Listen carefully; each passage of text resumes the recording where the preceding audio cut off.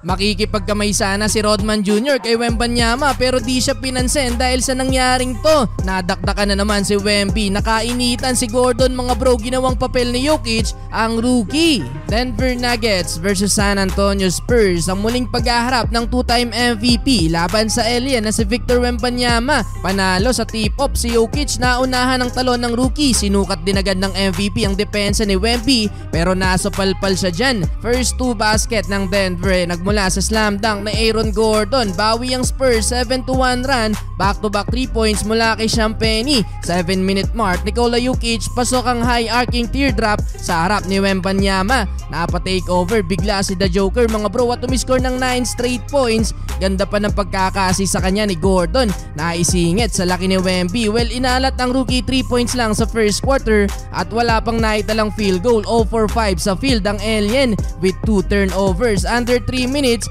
Lobo na din sa double digit ang lamang ng Denver. 13 points for Jokic. Reggie Jackson nag-alarondo fake pass pa sa fast break, mintes tuloy ang layup. Bawi na lang tuloy ng behind the back pass si Reggie Jackson na magapa sa 19 points ang lead ng Denver, 37-18. Second quarter, sa free throw kumukuha ng puntos ang rookie mga bro. Mailang beses siyang nakabingwit ng foul sa ilalim. Sa tres niya naman nakuha ang kanyang unang field goal under 8 minutes. Nakapagtala din ng 2 blocks dyan si Wembanyama na agawan pa ng bola si Jokic. Pumalo sa 20 ang largest lead ng Denver pero dahil sa ginawang run ng San Antonio, naibaba pa nila yan sa single digit. Na-outscored nila ang Denver sa second quarter, 31-21. Last 45 seconds mga bro, pwede na sana tong easy dunk ni Wemby o kaya lob pass pero hindi na ibigay sa kanya ni Sohan ng bola nang hinayang tuloy doon ng alien. 58-49, baba sa 9 points ang lead ng Denver.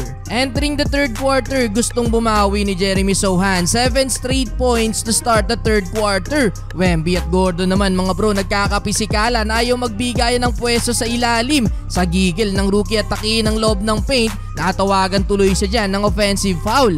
Well, bumalik ulit sa double figure ang lead ng Nuggets pero nagparamdam mga bro ang opensa ni Keldon Johnson. Last 2 minutes, baba sa 4 ang lamang ng Denver. Yun nga lang, nagpahabol pa ng 3. Etong si Justin Holiday to beat the buzzer, 86-79. Start of fourth quarter, nag-run ng Denver mga bro, 11-2 run kung saan balik na naman sa double digit ang hinahabol ng San Antonio. Nabigyan ng bola sa ilalim si Wembanyama pero di nito nagustuhan ng pasa mga bro. Kailangan ng malatreyang na point guard.